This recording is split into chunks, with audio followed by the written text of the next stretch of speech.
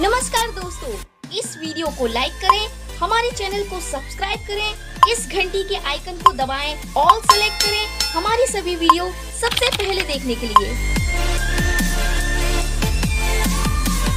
पिलामाने description रे थिबा link रु किंबा प्ले स्टोर रु हमर ऐप डाउनलोड करनेबे OCS बाय रंजन डाउनलोड कला पर ओपन करिवे। ओपन कला पर व्हाट्सएप थ्रू हो किंबा मोबाइल नंबर थ्रू हो रजिस्ट्रेशन करने ठीक अच्छे करना तुम ये टाइप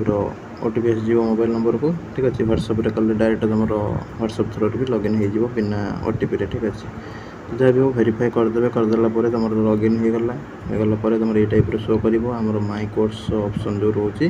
से स्टोर ऑप्शन क्लिक करके तुम जो भी टेस्ट सीरीज जो भी क्लास सब अवेलेबल रही जॉइन हो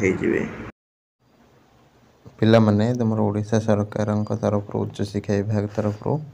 2024-25 शिक्षावर्ष पर व्यासकवि फकीरमोहन भाषावृत्ति अधीन छात्रवृत्ति प्रदान पर ऑनलाइन आवेदन पत्र आसीगला ठीक अच्छे जो मैंने सब पढ़ुंट डिग्री कॉलेज हो ऑटोनोमस हो कि यूनिवर्सिटी हो से +3 PG पढ़ुंट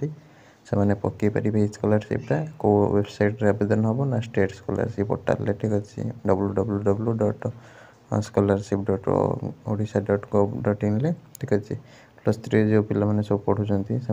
वर्ष को एकाकालीन 20,000 टंका पाइबे एटा थरे पाइबे मात्र ठीक अच्छे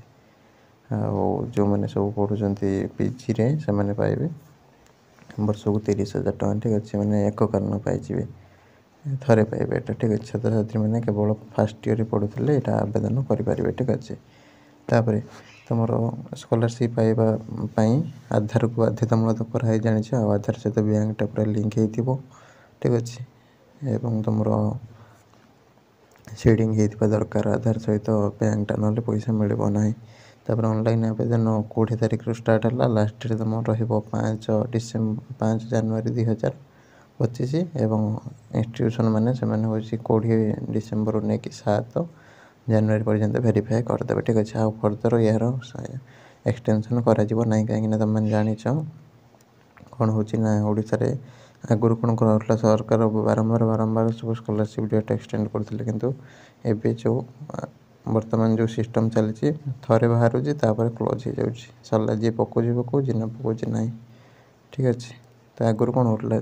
जी पारे सी गोटे कंप्लेन देते सारे एक्सटेंड करूँ से एक्सटेंड कर दूसरे आगुरी तो एक्सटेंड हो ना ठीक अच्छे जमीक तुम देखिए